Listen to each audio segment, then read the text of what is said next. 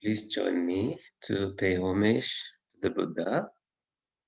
Namo tassa bhagavato arahato samma sambuddhassa. Namo tassa bhagavato arahato samma sambuddhassa. Namo tassa bhagavato arahato samma sambuddhassa. Avaggupadaya aviccihetto ettantare sattakayupapanna Rupi arupi cha asanya sanyino dukkha pamunchantu usantu nibbuting. Sadhus. So today you have listened to Venerable Kotmale Kumara Kashipa's beautiful Dharma Deshana involving Venerable Sariputta, and followed with that, Bhante Sankitya offered the guided meditation.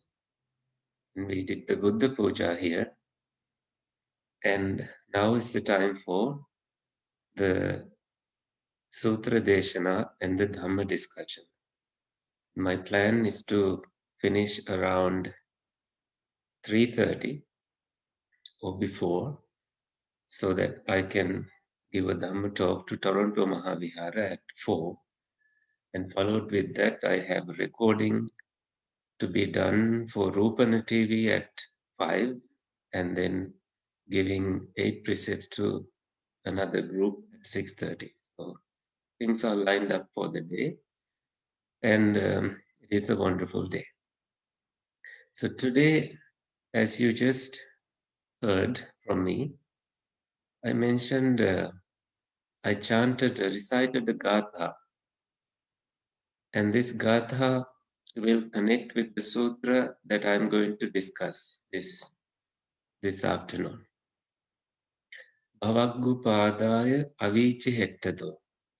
So Bhavagga is the top of existence, Bhava, Agga, the ending of Bhava.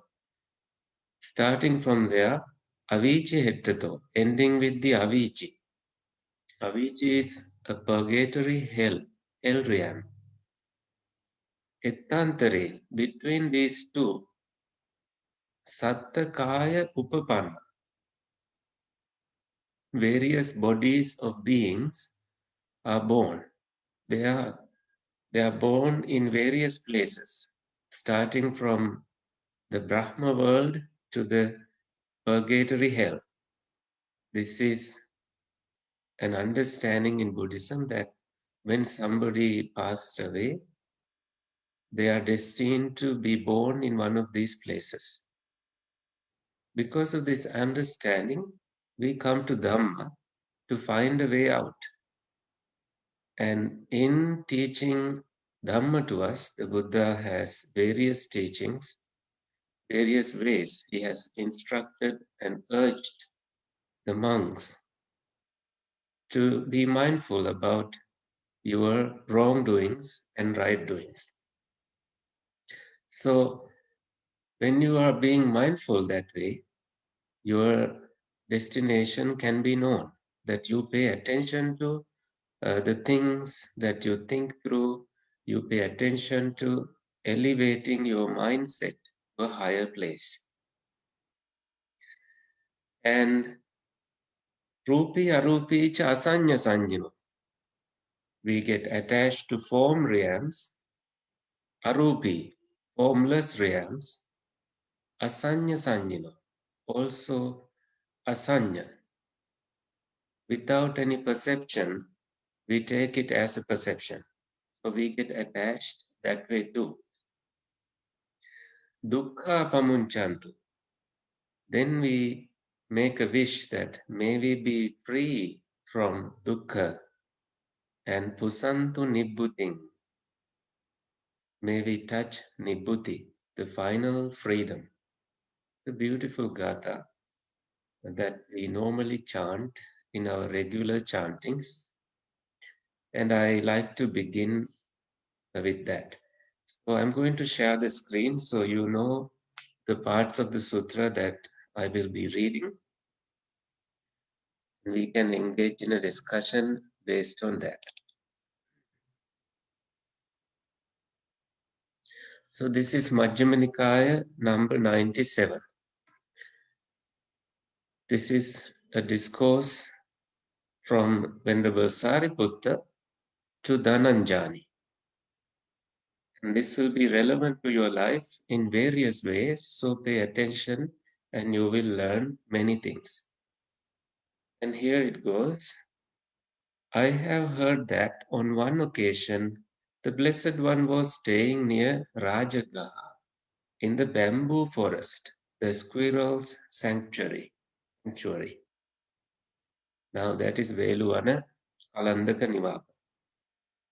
This is in Rajagaha.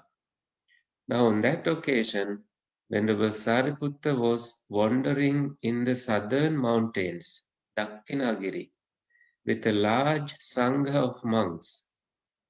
Many monks were with Venerable Sariputta.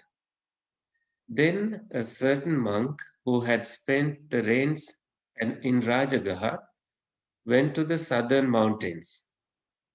So, to Venerable Sariputta. So this one of the monks who had spent the Vasana season in Rajagaha went to Sariputta. On arrival, he exchanged courteous greetings with Venerable Sariputta. So, having arrived, they met and they talked cordially.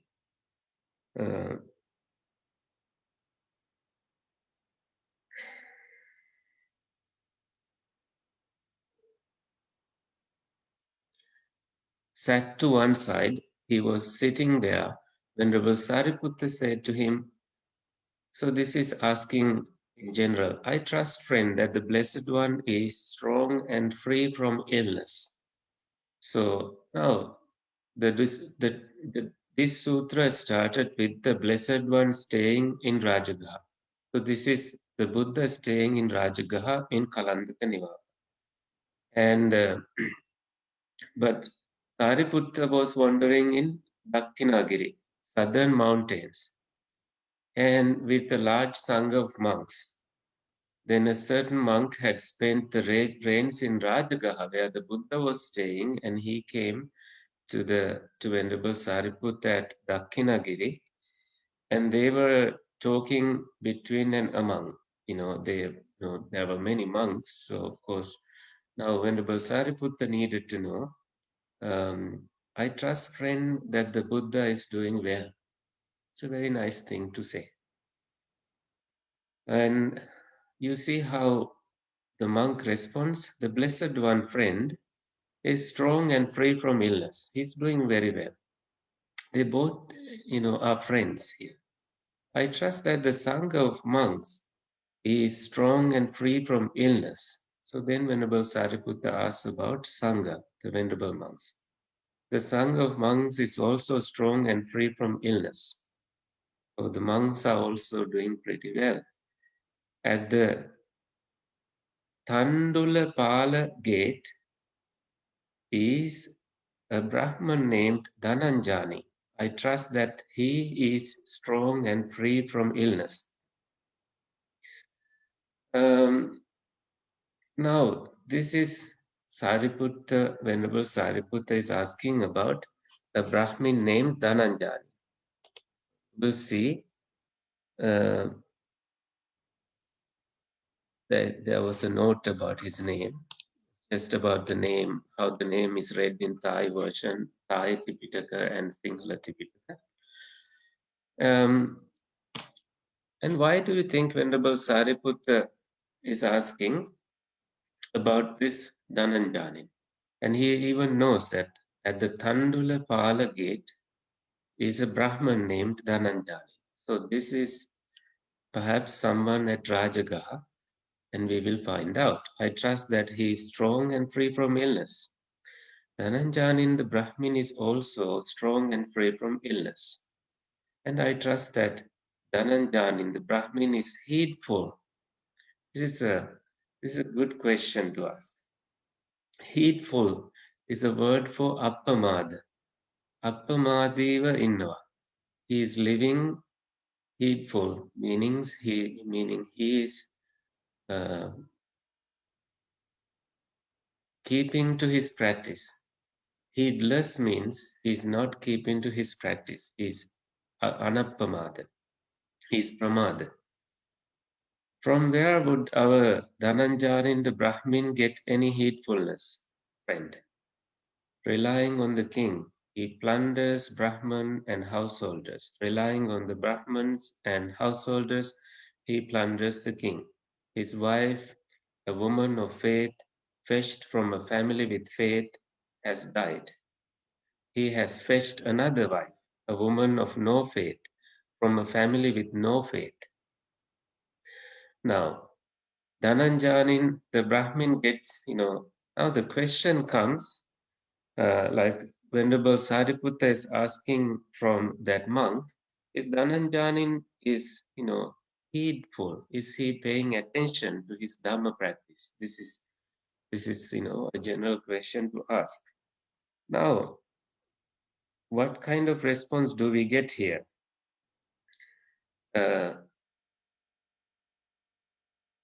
So we find the word from where, like how can he, get any heedfulness? How can he pay attention to his Dhamma?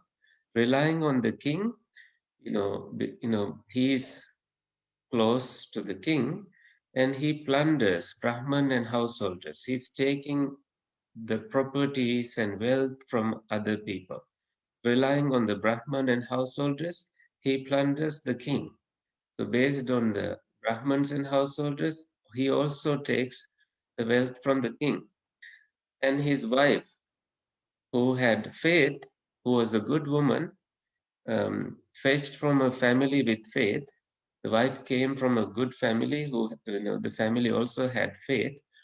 This wife has died. Then he has brought another wife who does not have good faith. She did not come from a family that has good faith. Then Venerable Sariputta says, what a bad thing to hear, my friend, when we hear that Dhananjani, the Brahman, is heedless. What a bad thing to hear that he's not paying attention to his Dhamma. Perhaps sooner or later, we might meet with Dhananjani, the Brahmin. Perhaps there might be some conversation. So maybe we can go see him and put him into the right path, right track. Then Venerable Sariputta, having stayed in the southern mountains as long as he liked, wandered in the direction of Rajagaha. So Venerable Sariputta was keeping in his mind that at some point he will visit Rajagaha. He stayed in Dakkinagiri as long as he wanted. After wandering by stages, so he stops at some place and spends a night, and then eventually he reached Rajagaha. He arrived at Rajagaha. There he stayed near Rajagaha in the squirrel sanctuary.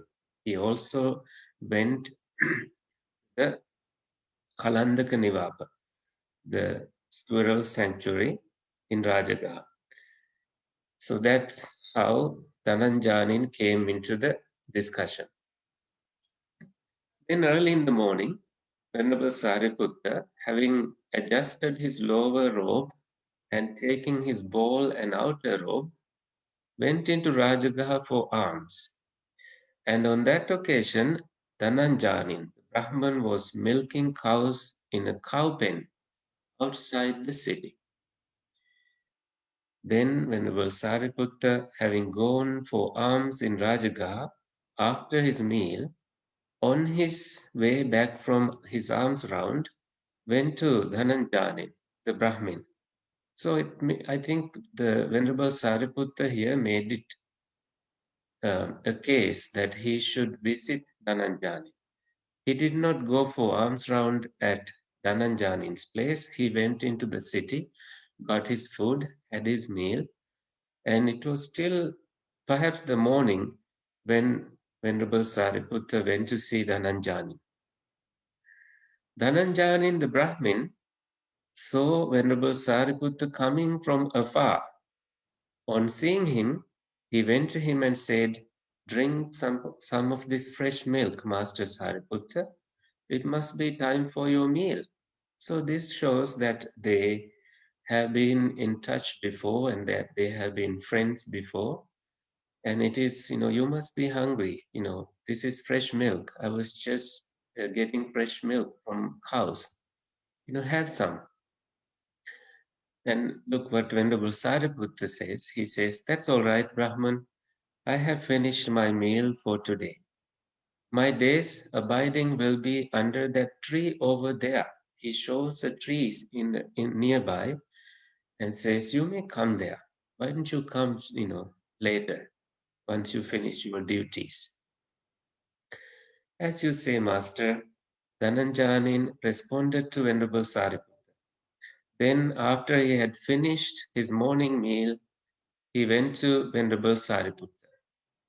On arrival, he exchanged courteous greetings with Venerable Sariputta. After an exchange of friendly greetings and courtesies, sat to one side. As he was sitting there, Venerable Sariputta said to him, "I trust, Dhananjani, that you are heedful."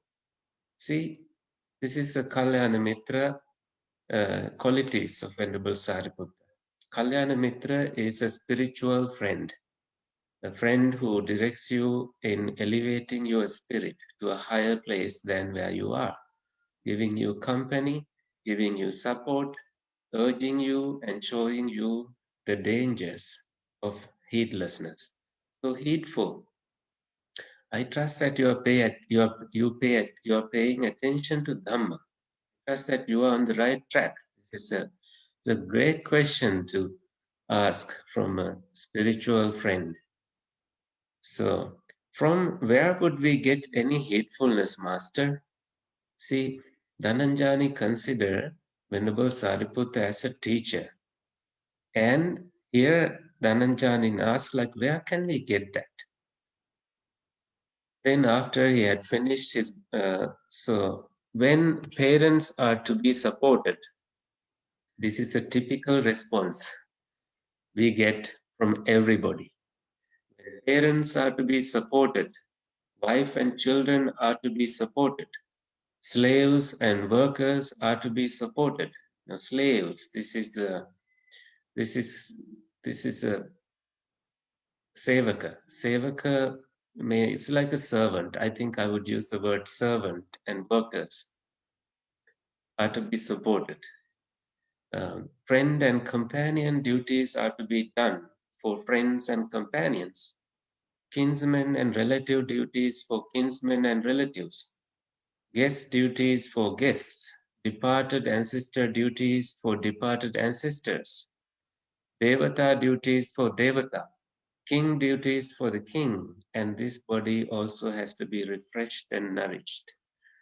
So don't you give this response when we call, are you meditating? And you say, Hamdulillah, I have been working, I have been looking after my parents, I have, been doing some duties in the garden. This is kind of a response similar to that. So Dhananjani was no different from us. Then Venerable Sariputta begins asking a question. What do you think, Dhananjani? There is a case where a certain person, for the sake of his mother and father, does what is unrighteous. So unrighteous is something that is not according to the Dhamma. Does what is dissonant. Then, because of his unrighteous, dissonant conduct, hell wardens drag him off to hell. Because of doing wrong things, hell wardens drag him to hell. Would he gain anything by saying, I did what is unrighteous, what is dissonant, for the sake of my mother and father? I did all that for the sake of my mother and father. My intention was to please them. Don't throw me to hell, hell wardens. So you are asking them to not take you into hell. Or would his mother and father gain anything for him by saying, he did what is unrighteous, what is dissonant, for us, our sake? Don't take him to hell. Can his parents stop the hell wardens? And Dhananjani says, no, Master Sariputta. Even right while he was wailing, they'd cast him into hell. Even if the parents were crying, weeping, the hell people from hell, those hell wardens, guardians there, will come and drag you to hell, drag that person to hell. Now there is this idea of somebody coming and dragging you to hell. This is an interesting thing that some people in their near-death experience, they have seen sometimes, somebody calling them, come. This can be a good sign, or this can also be a sign of something directing to hell. So be careful. When you understand these things, there has been cases where heavenly beings come and take you to heaven. And now, in the same way, this could be hell beings coming to take you to their place. Another question. What do you think, Dhananjani? This is a long conversation, shortened. There is the case where a certain person, for the sake of his wife and children, and he does the same thing. Can they stop when they cry that my husband did this to me, did this to support me? Don't take him to hell. Or the husband saying, I did these things to support my wife. Don't take me to hell. Or I did these things to support my servants and workers, or friends and companions, relatives, kinsmen, my guests and my departed ancestors. I did this to devatas. So doing any wrongdoing, if no matter who you performed it to, whether you performed it to even deities, devatas, or to king, you still will be taken to hell. So now I think this is Venerable Sariputta, being a good friend to Dhananjani, showing the negative side of his not paying attention to Dhamma. Because the question is, are you heedful? Are you paying attention to Dhamma? We ourselves discuss about Dhamma in the same manner. When somebody is not paying attention to Dhamma, we also, paying attention to Dhamma means the right, cultivating your awareness in Dhamma, not listening Dhamma, but practicing it. When somebody is not paying attention to practicing Dhamma, then we would say something like, you see, you don't know where you will go after your death. You don't know what will happen to you. You may as well get sick sometimes, and you may, fall ill, and you may be helpless. These things are normally the things that Venerable Sariputta used, urge his friend into right course of Dhamma. And so this part ends. Same question, like, would he gain anything by saying, I did what is unrighteous, what is dishonest, for the sake of the king, "Don't throw me into hell, hell wardens." Or would the king gain anything for him by saying he did what is unrighteous, what is dissonant, for our sake? Don't throw him into hell, hell wardens. No, Master Sariputta, even right while he was wailing, they'd cast him into hell. Then what do you think, Dhananjani? There is a case where a certain person, for the sake of refreshing and nourishing his body, does what is unrighteous, does what is dissonant. Then, because of his unrighteous, dissonant conduct, hell wardens drag him off to hell. So the Venerable Sariputta was paying attention to what Dhananjanin was saying earlier. He was saying that he was busy looking after, feeding his body and refreshing his body. So what does this mean? Like refreshing his body, like living an ordinary lay life where you have to eat, sleep, indulge in sensual pleasures, enjoy in dancing and using money to the extent of a layperson. So because of this, Venerable Sariputta is using the same language again and asking, reflecting it back on Dhananjani and asking, by looking after your body in unrighteous way, that because he was making money from other by suppressing other people. He was taking money from the king also. So his wife may have been behind.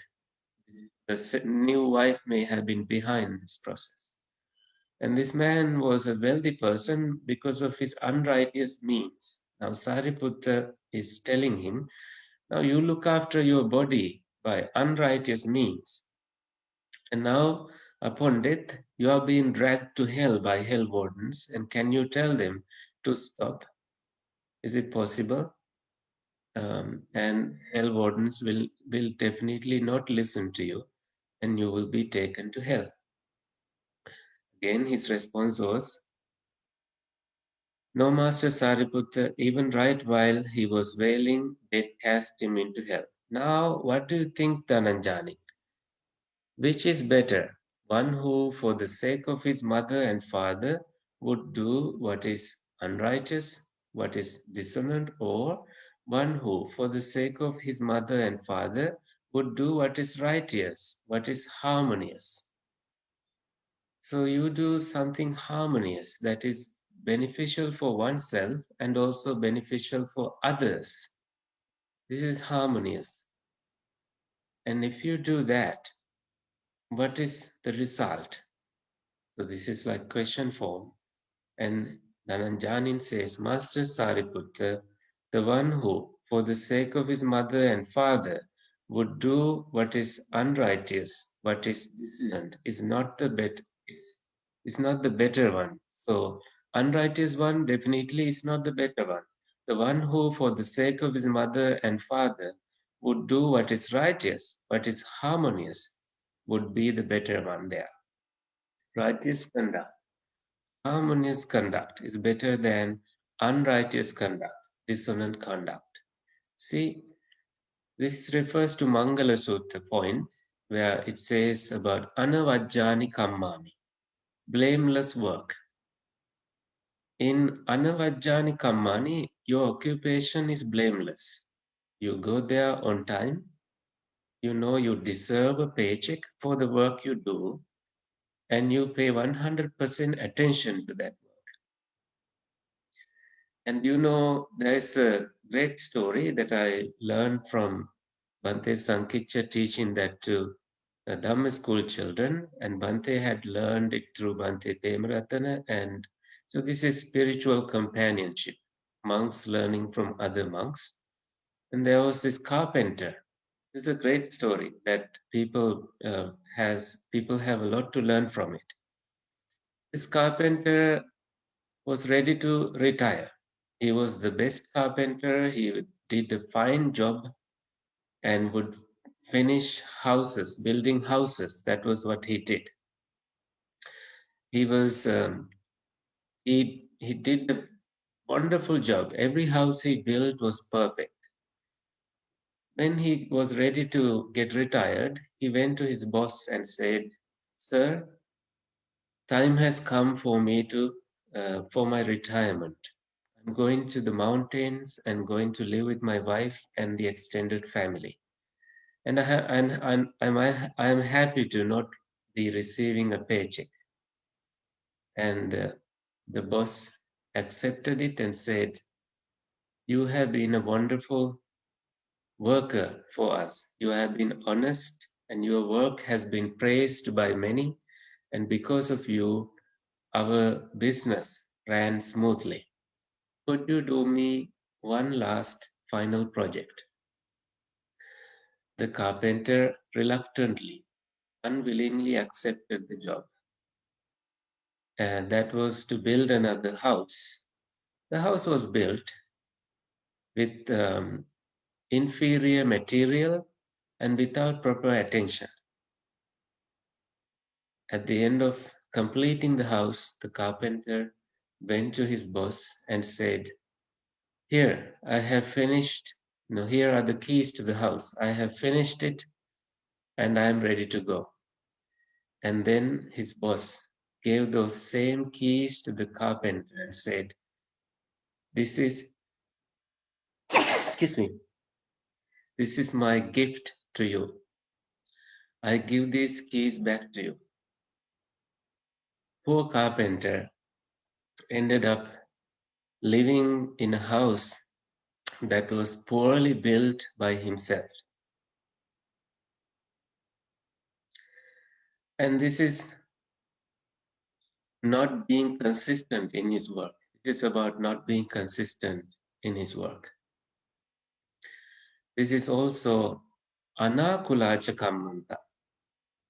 Akula kammanta is agitated kammanta, agitated occupations. Anakula kammanta is unagitated occupations. I was going to present this at Bhante Sarnapala's Zoom Sutra discussion with many monks yesterday, but we didn't have enough time. We can do it in the next session. So Anakulacha Kammanta, based on even the Mangala Sutta, suggests that we need to be righteous in the occupations that we do.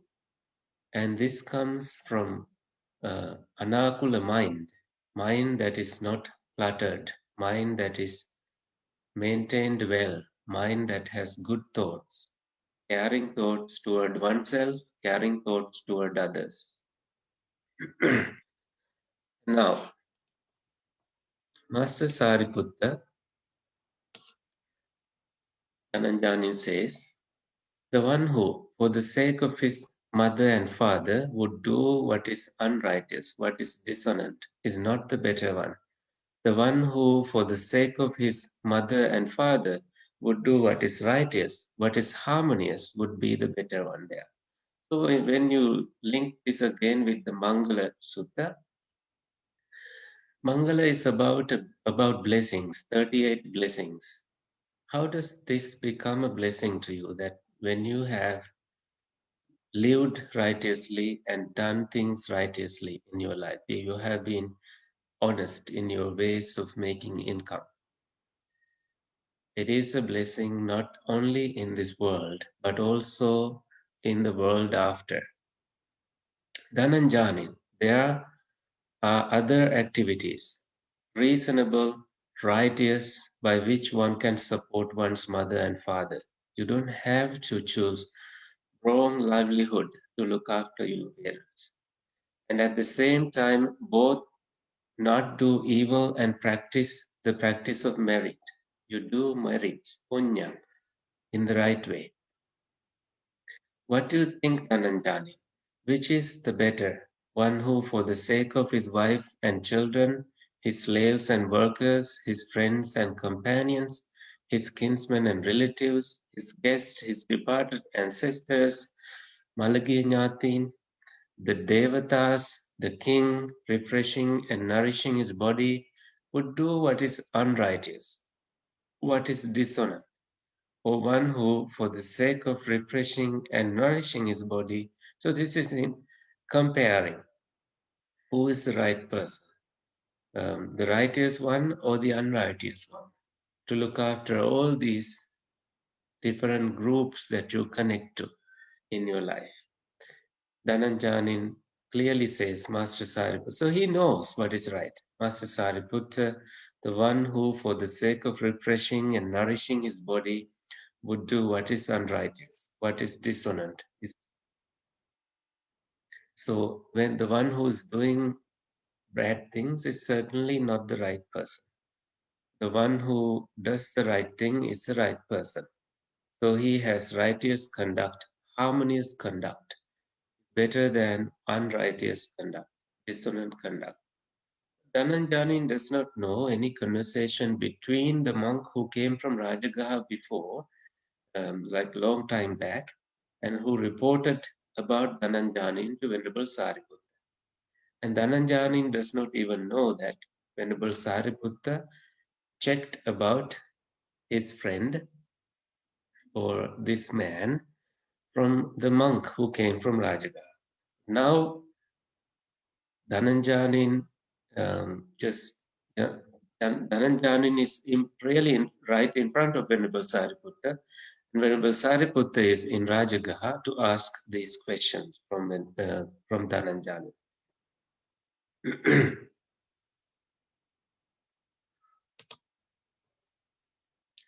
Then there is this question.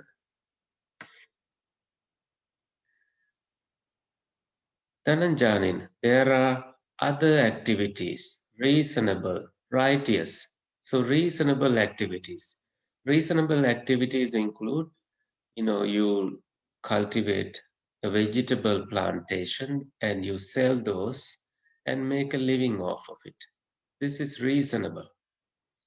If you tell your workforce to steal things from the government, this is not reasonable. You cannot reason with it as righteous, and by which one can refresh and nourish this body. To feed your body, you can do righteous things. And at the same time, both not do evil, and you don't have to do evil, and that way you can practice, and also the practice of merit. You can practice punya. So punya should be practiced as well.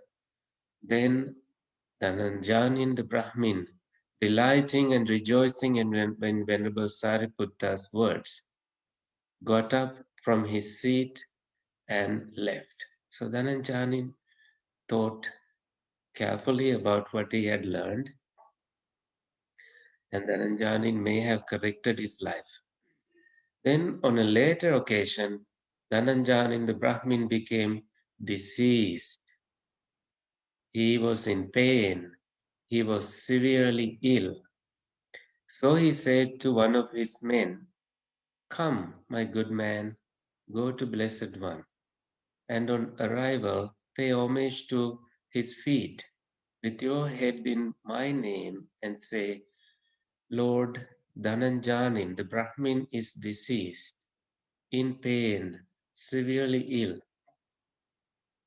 So he went that way, paid homage to the Buddha, and also went to Venerable Sariputta. On arrival, pay homage to his feet. So he didn't go yet. He's still instructing, go to Venerable Sariputta, and on arrival, pay homage to his feet with your head in my name and say, Venerable Sir, Dhananjani, the Brahmin is deceased.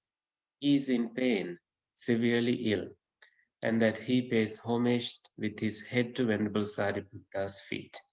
Then say, it would be good if Venerable Sariputta would visit Dhananjanin's home out of sympathy for him.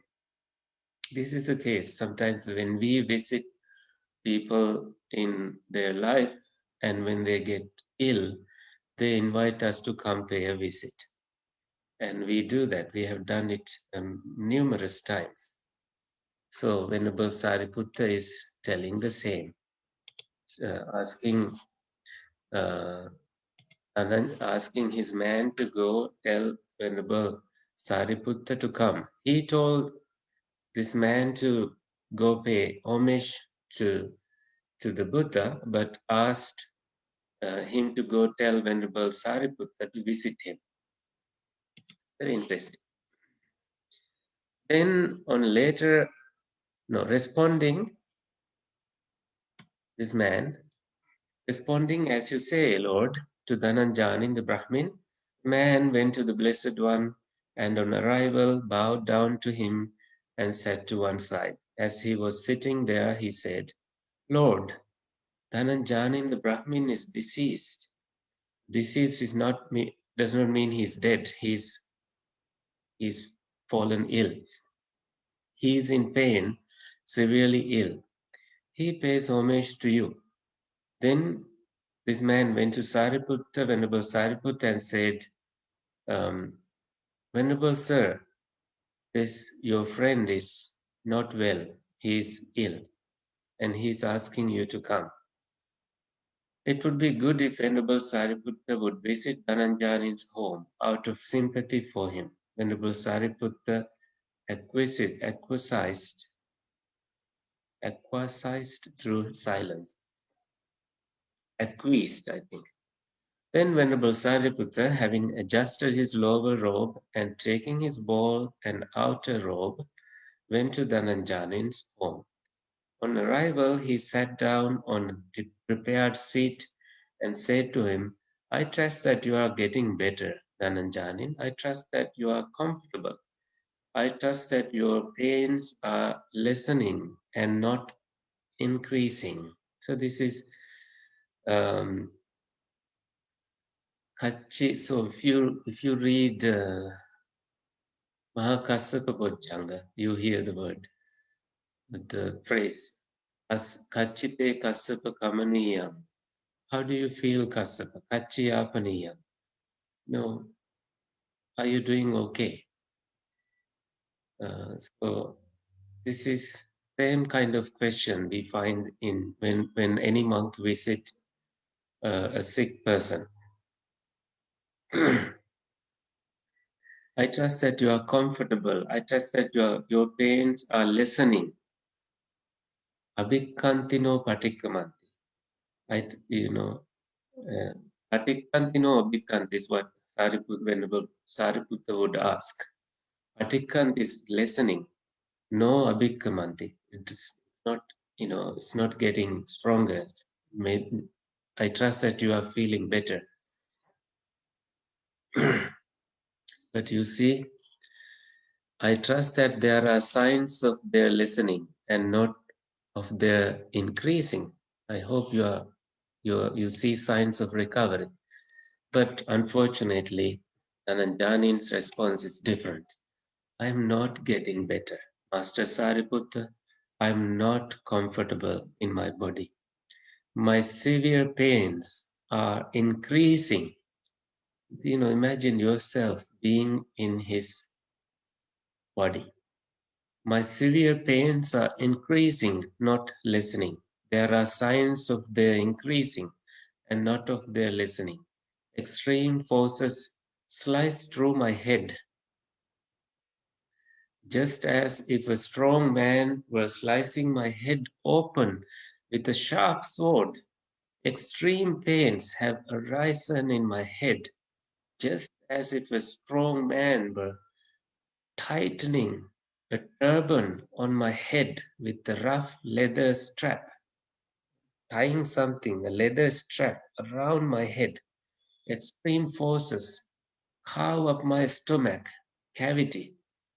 I feel extreme forces in my stomach cavity, just as if an expert butcher or his apprentice were to carve up the stomach cavity of an ox.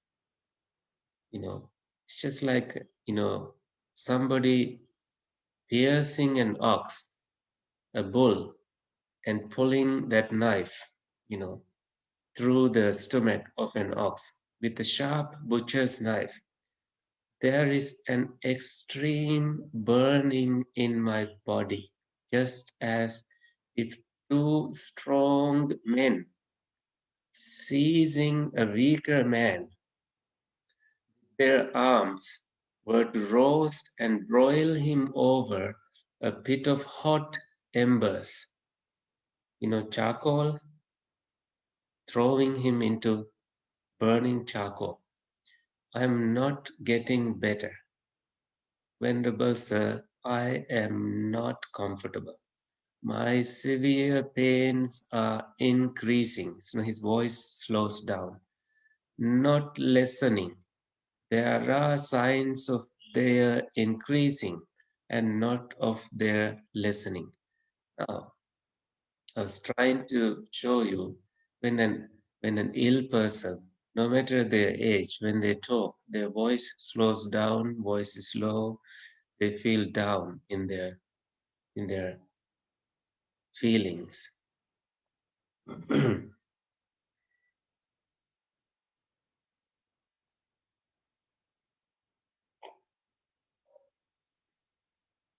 Now Venerable Sariputta is really trying to help.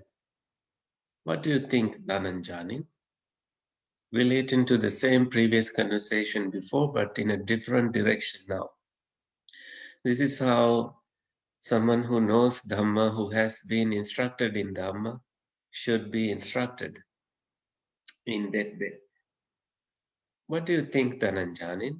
Which is better, hell or the animal womb? So you have to make a comparison. And again, what wins here, the animal womb is better than hell, Master Sariputta. So he's choosing animal womb. At least don't throw me into hell. I'd prefer animal womb. Which is better, the animal womb or the realm of hungry ghosts? And then he chooses, I don't need animal realm. I prefer hungry ghost realm. Still suffering, but he does not have any choice based on where his mind is. The realm of the hungry ghosts or human beings.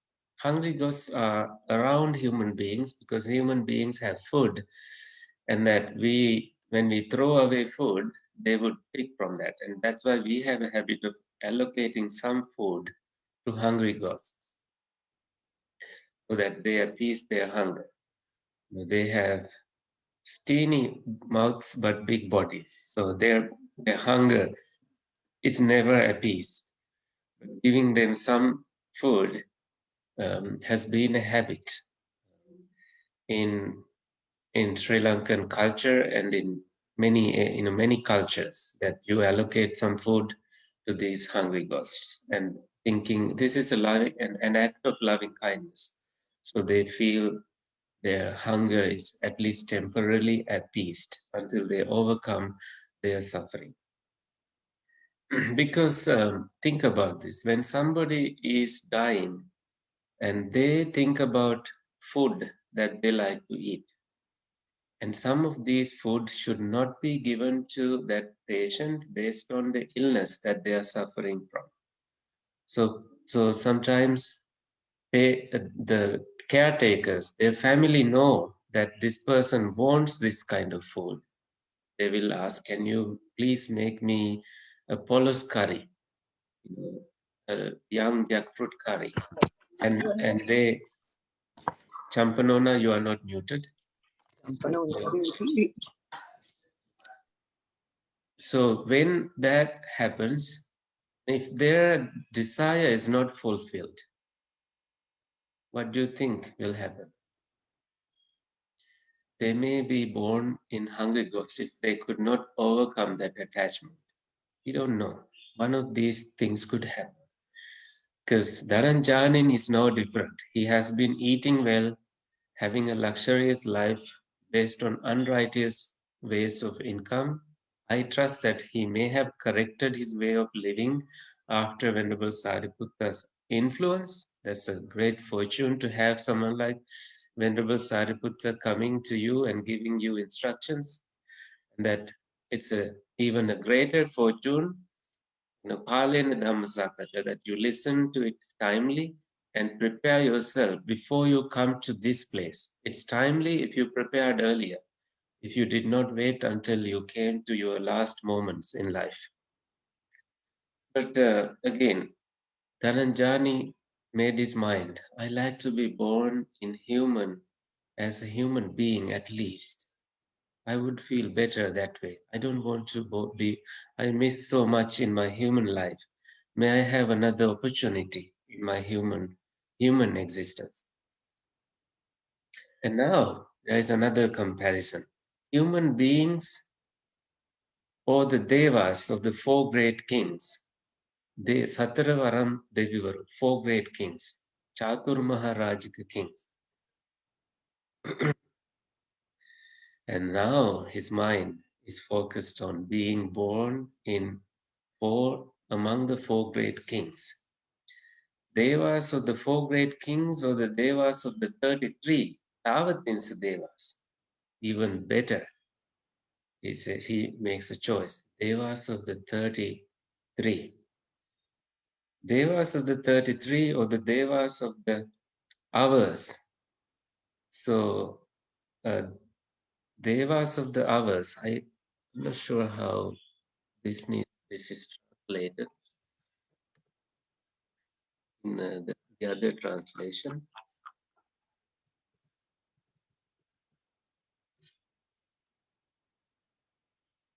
There is Yama Devas. Devas of the 33 or the Yama Devas. The Yama Devas, he makes a choice. The Yama Devas or the Tusita Devas, he makes a choice as the Tusita Devas. The Tusita Devas or the Nimmanarati Devas, then he makes a choice. Nimmanarati Devas. Nimmanarati Devas or the Paranimita Vasavati Devas. The Paranimita Vasavati Devas. The Paranimita Vasavati Devas or the Brahma world, abandoning the Deva realms, bringing you to Brahma world. Then this is his mind being cleansed through and through and focused on the Brahma world. Now,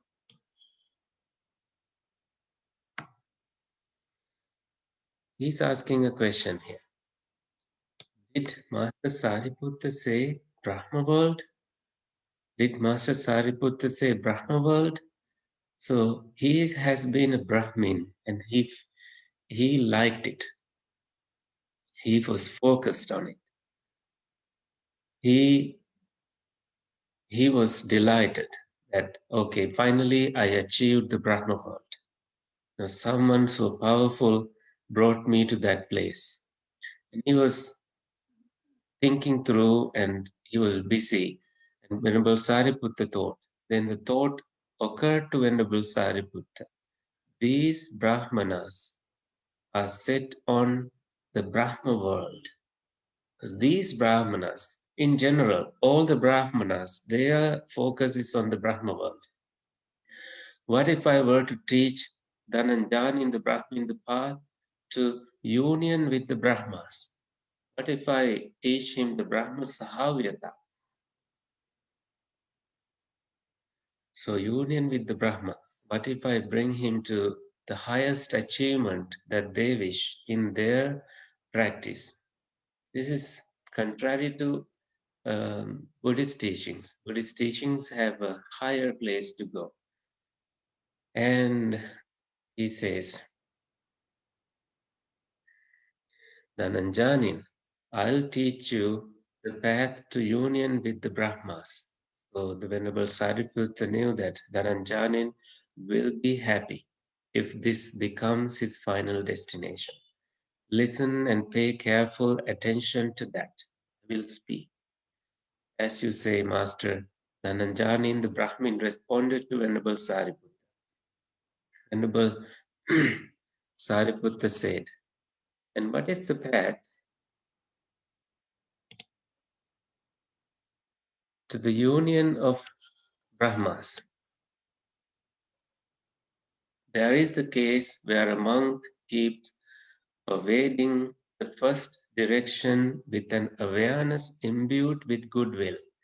Now, this is metta, leading you to Brahma world, because metta, karuna, mudita, and upekka These four are about Brahma practices, Brahmacharya, Brahma conduct.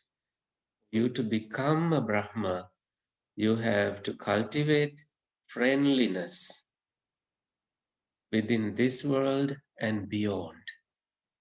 You have to cultivate not attachment with passion, but compassion, because attachment with passion has choices. Compassion does not have choices. And you have to cultivate joy, mudita, something that is owned by Brahmas, something that is much less available in the human experience. But cultivating joy, mudita, cultivating this without having any jealousy toward others, income, others, gains, there, there will be your path cleared to become a Brahma alike, and cultivating equanimity, upekha. Equanimity is something that is very insightful choice. When you have equanimity, when you are affected by something, affected by some adversities in life, you choose upekha. You choose the eye of upekha. You look at it with the eye of upekha, that you see, I am a person who is with upekha. I cultivate equanimity, so I remain unaffected as much as I can. I see the arising phenomena of any suffering, therefore I do not make a choice to suffer here. And I see that there is a cessation phenomena of suffering. I see that I make a choice to see that cessation right here using my Dhamma. So you use the right Dhamma to remain unaffected by the adversities in the world. Okay. Venerable Sariputta is now showing the path to Dhananjani. And I think as I read this part, bring your mind into Venerable Sariputta's presence and listen to it, your eyes closed. And what is the path to union with the Brahmas? There is the case where a monk keeps pervading the first direction, east, with an awareness imbued with goodwill. Likewise, the second direction, likewise, the third direction, likewise, the fourth direction, all four directions imbued with goodwill. Thus, above, below, and all around, everywhere, and its entirety, he keeps pervading the all encompassing cosmos with an awareness imbued with goodwill, abundant, expansive, immeasurable, without hostility, without ill will. What a blessing! You don't have any hostility in your mind. He keeps pervading the first direction with an awareness imbued with compassion. There is a case where a monk keeps pervading the first direction with an awareness imbued with compassion. Likewise, the second, likewise, the third, likewise, the fourth direction. Thus, above, below, and all around, everywhere, in its entirety, he keeps pervading the all-encompassing cosmos with an awareness imbued with karuna, compassion, abundant, expansive, immeasurable, without hostility, without ill will. And there is a case where a monk keeps pervading the first direction with an awareness imbued with mudita, likewise the second direction, likewise the third direction, likewise the fourth direction. Thus above, below, and all around, everywhere, in its entirety, he keeps pervading the all-encompassing cosmos with an awareness imbued with mudita, abundant, expansive, immeasurable, without hostility, without ill will. And there is a case where a monk keeps pervading the first direction with an awareness imbued with upekha, equanimity. Likewise, the second direction, likewise, the third, likewise, the fourth. Thus, above, below, and all around, everywhere, in its entirety, he keeps pervading the all-encompassing cosmos with an awareness imbued with equanimity, upekha, abundant, expansive, immeasurable, without hostility and without ill will.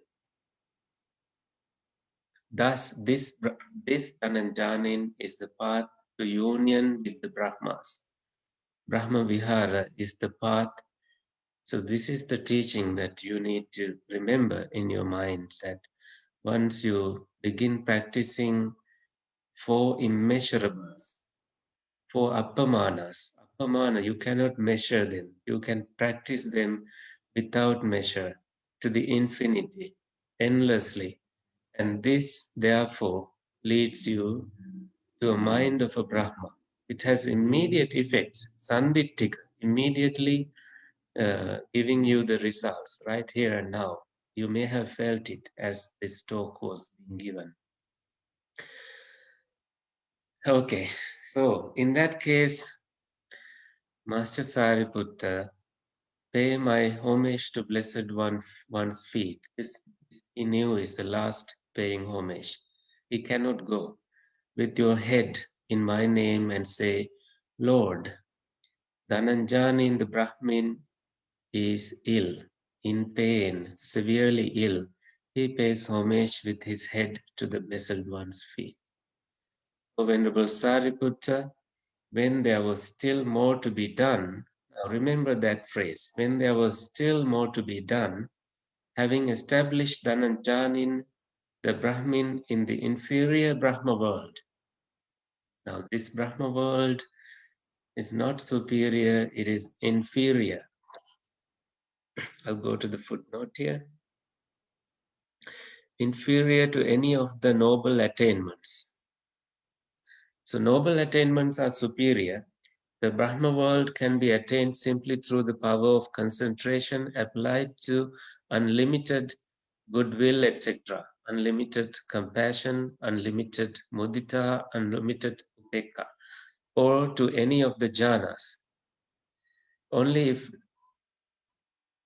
discernment is developed to overcome passion and delight for these mundane attainments can the noble attainments be realized.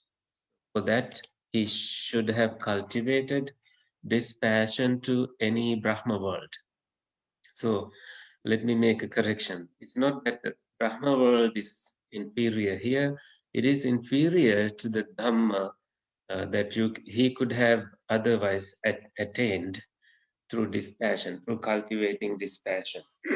But it looks like he wanted to be there in the Brahma world. And Venerable Sariputta was told to go back to the Buddha and say, and this man is a Brahmin himself too, that he wanted to be there in his final wishes. You know, he was happy with his attainment, to be born, to remain in the Brahma world. So he sends Venerable Sariputta away when there was still more work to be done. Remember that there is more work to be done. More work for Sariputta and more work to Dhananjani.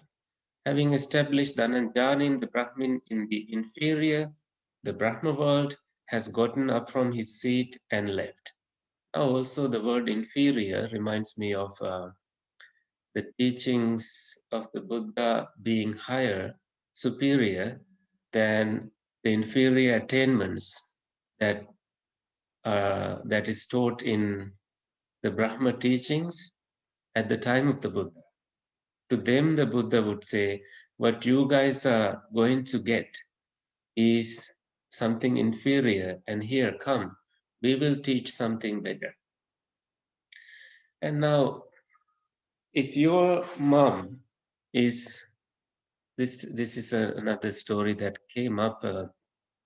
There's a YouTube talk by Venerable Bhikkhu Bodhi on Dhanañjani Sutta, and if you listen to part 2, this is only 30 minutes. They stop here and they do a discussion, and this is about a Zen monk, a recent Zen monk who has now passed away. His mother was from Italy, a Christian, and he was holding her hands as she was dying. And what was he doing? Although he was a Zen Buddhist monk, he was giving the rosaries to his mom. And that is quite according to what her wishes were. He was bringing his mom to heavenly realm as a good son. Didn't want to have a conflict between the two teachings. It may be that her son was a Zen Buddhist teacher, but for her, her faith tradition was important, and he understood that. And this place is like his friend Sariputta, Venerable Sariputta was putting him into at least to a better place than where he was. Then Venerable Sariputta went to the Blessed One, and on arrival, having bowed down to him, sat to one side. As he was sitting there, he said to the Blessed One, Lord, Dhananjanin, the Brahmin, he is ill, he is in pain, severely ill. He pays homage with his head to the Blessed One's feet.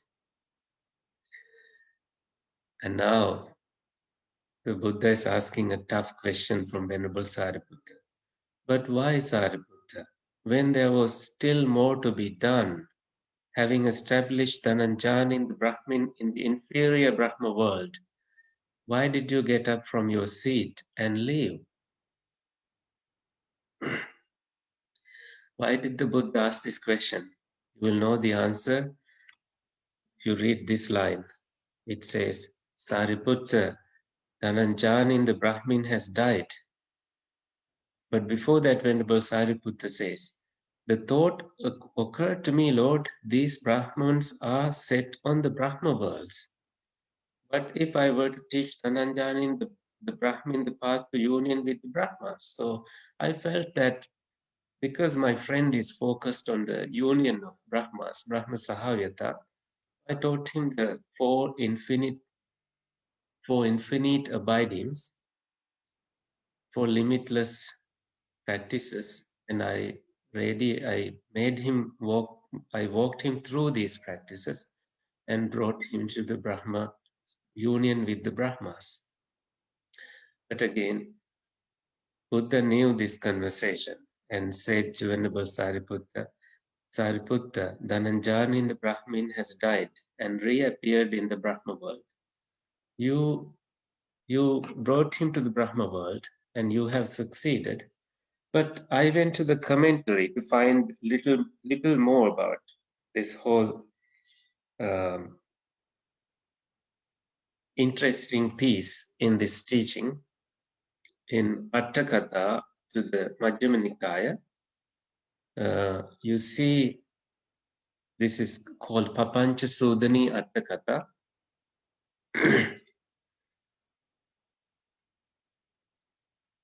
Kalang Katocha Sariputtati Idam Bhagava. So, Bhagava, the Buddha said, this man is deceased now. He passed away. Tatrasa Gantva Dese Hiti. So, the Buddha was telling Venerable Sariputta, teach more.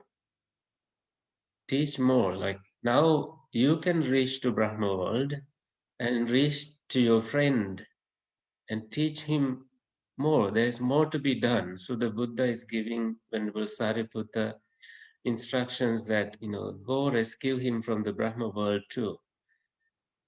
and you can do it. Adipayena teramaha. Terapi tankanayeva. The Venerable Sariputta too, at that very moment, Gantva, having gone to the Brahma world, Mahabrahmano Dhamman Desesi. He taught Dhamma to Mahabrahma. Tato Patthaya. Since then, Chatuppadikang Gathang Katentopi. Even if Venerable Sariputta taught just 4 lines, Chatuppadikang Gatha, a verse, Gatha with 4 lines, Chatusatya Vimuttang Nama Nakatesi. He never taught without 4 noble truths. He taught Dhamma including the 4 noble truths, arising phenomena, cessation phenomena. So all Venerable Sariputta had to do at that moment was to bring his friends' attention to the arising phenomena and the cessation phenomena, because he was ready to abandon his body, ready to abandon his family, ready to abandon his wealth, abandon everything he knew of. And he could see none of these things were his anymore. And he could bring his attention to the mental phenomena, dhammas, that arise based on the eye and the forms. Eye consciousness arises. Meeting of 3 is eye contact. And because of contact, there is feeling. And you see the dependent co-origination teaching right there. So this is samudaya phenomena, the noble truth of suffering as taught by the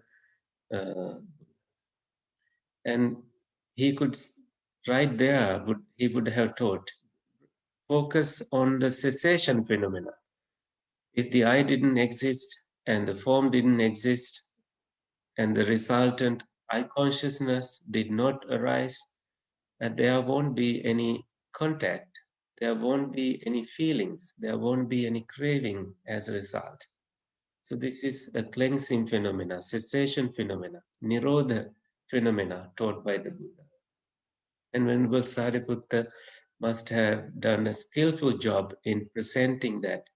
And since then, Venerable Sariputta, when he gave teachings, he included nothing but the 4 noble truths into his teachings.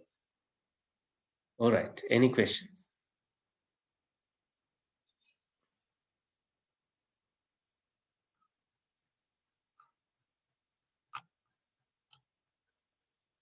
Or things that you like to discuss with me?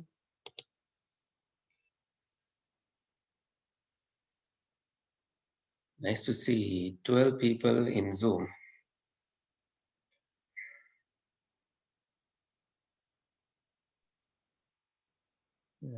Hi Bante, Saranai. Right? In this the sutra, it says that usually we have heard 4 realms, lower realms, but here it says only 3. What's Asura realm is not discussed in there. Is there a reason? It was. Yes. He was dying. There was no time to bring everything, the whole list. I was just giving a response. I don't know. Question. And this could be a good point of reflection too, that when we think of Dhamma, this whole list comes, many lists come to our mind, and we sometimes get entangled with lists. And Venerable Sariputta, maybe he did what was enough for the time being. And we don't see details of that. And nobody has paid attention to that also in the commentary, if you were to look at it. So still he can come back to the... It says that he instructed his friend. I think he's done. We don't know. Oh.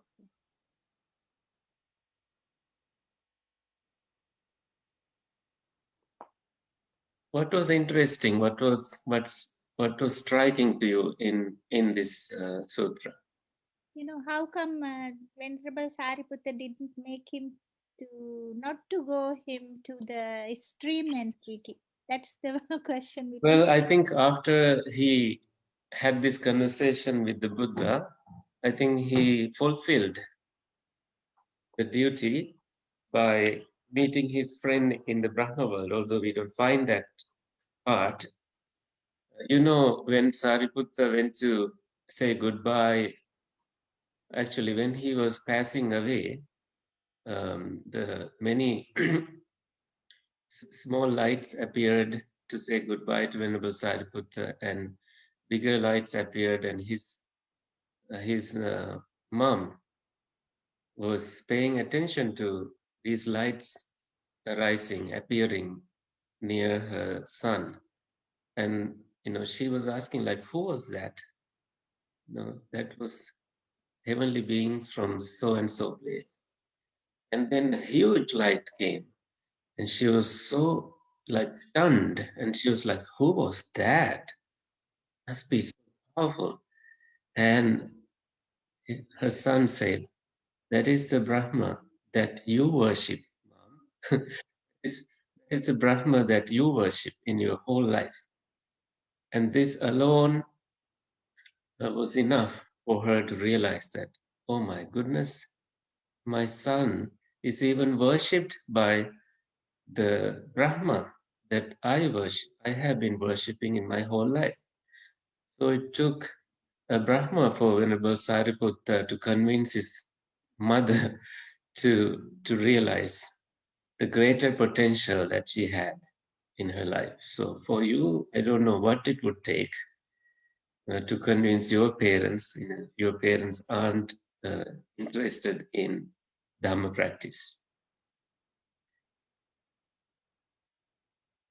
Anything else that you thought was interesting in this? The interesting is to me, Bante, is having somebody to guide in our last moments. When somebody's last moments, having to have somebody who knows Dhamma to guide guide us. That will be No. Other interesting thing to me is not waiting until you die to have somebody. Yeah, that is true. That is true. If that doesn't happen, then at least the plan B.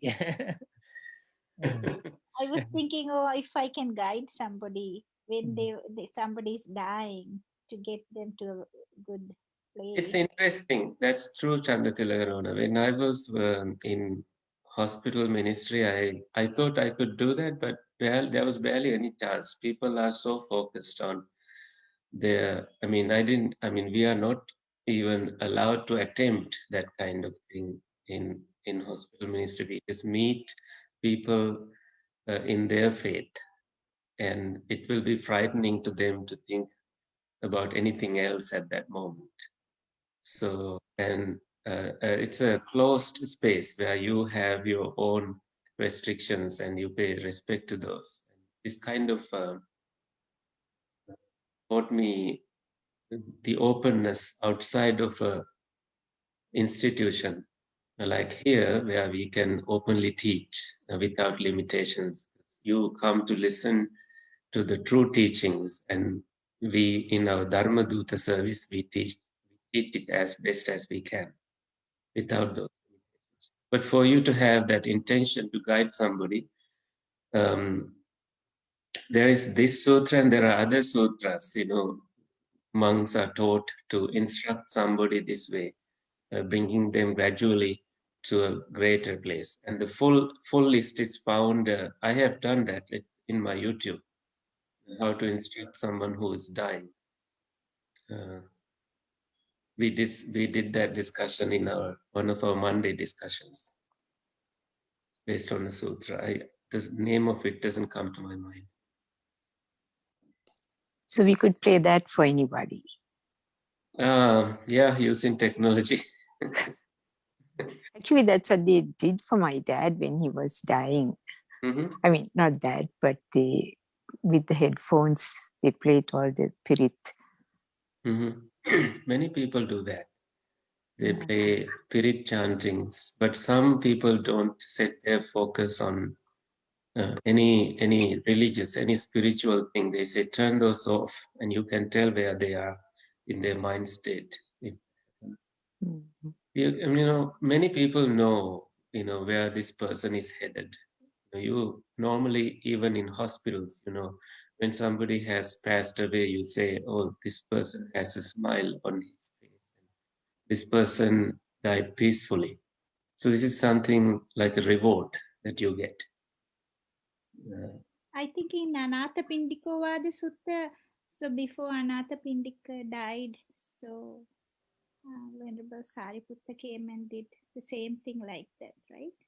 Probably, that suggests that maybe there were, over the instructions were given like that. I have to check before I say anything. Yeah, that time Anathapindika was already Dream winner. Level. I think he came up to Anagami level or something. That's what, as I remember. Yeah. That's great. I think Dhananjani, maybe he wasn't there yet, right? I believe. Even the Buddha's Suddhodana, King Suddhodana, Buddha did the same thing, right? Yeah, that too, I remember. I now remember. Yeah. There are instructions like that, very interesting, like deathbed teachings. I think what would be effective more than playing a recording is you learning it confidently and knowing their points that they pay attention to, and guiding them in the right way. You need to be a stronger person. If it happens to be your father, then you shouldn't be involved emotionally, but you see Dhamma, and that you see, some people are so over-involved with the emotion, so they don't have the time to pay attention to teaching Dhamma. But if you are in Dhamma, you can bring that father to Dhamma through your words. Words are so powerful because giving Dhamma is the best gift that you can give your parents.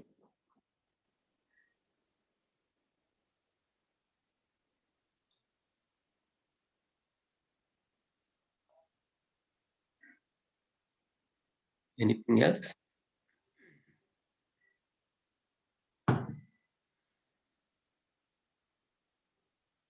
Okay, shall we, transfer merits? And Bhante Sankicha and I were talking about ending the program here. That way we don't have to do another something at 4 because of other events that are happening. Is that okay with you all? That's okay. Nice. Okay, so if you go back to 5 precepts, please say Namo Tassa 3 times and I will administer precepts. Namo tassa bhagavato samma sambuddhassa. Namo tassa bhagavato arahato samma sambuddhassa. Namo tassa bhagavato arahato samma sambuddhassa. Buddhang saranang gacchami. Dhammang saranang gacchami. Sanghang saranang gacchami. Dutiyampi buddhang saranang gacchami. Dutiyampi dhammang saranang gacchami. Dutiyampi sanghang saranang gacchami. Tatiyampi buddhang saranang gacchami. Tatiyampi dhammang saranang gacchami. Tatiyampi sanghang saranang gacchami. Pānātipātā vīramani sikkhapadang samādiyāmi. Adinna dana veramani sikkhapadang samadhiyami. Kamesu miccācara veramani sikkhapadang samadhiyami.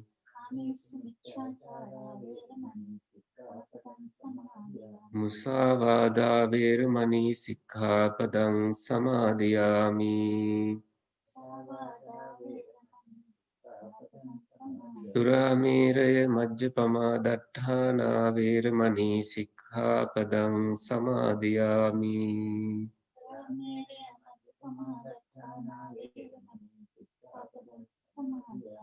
Tisaranena saddhiṃ panca sīlaṃ dhammam sādukam surakkhitam katva appamādena sampādetha.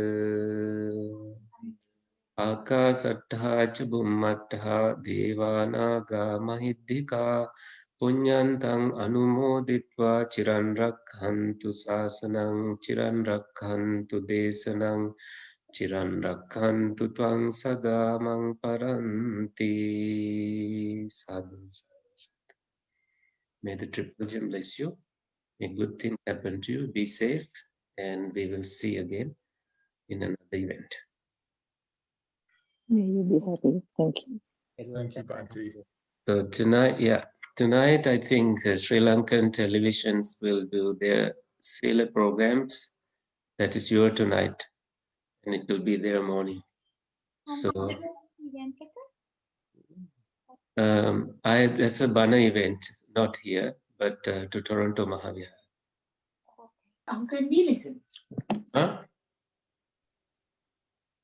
I was telling about those people who want to do SIL tonight, overnight, could do it with the television programs from Sri Lanka too. Am I not clear? I mean, we did from the morning until now. Yeah, no, I mean, there are people that I know who want to do it also Sri Lankan time, and they do. Okay, Buddha Saranaya. Sarnai And Sri Mahatma. Buddha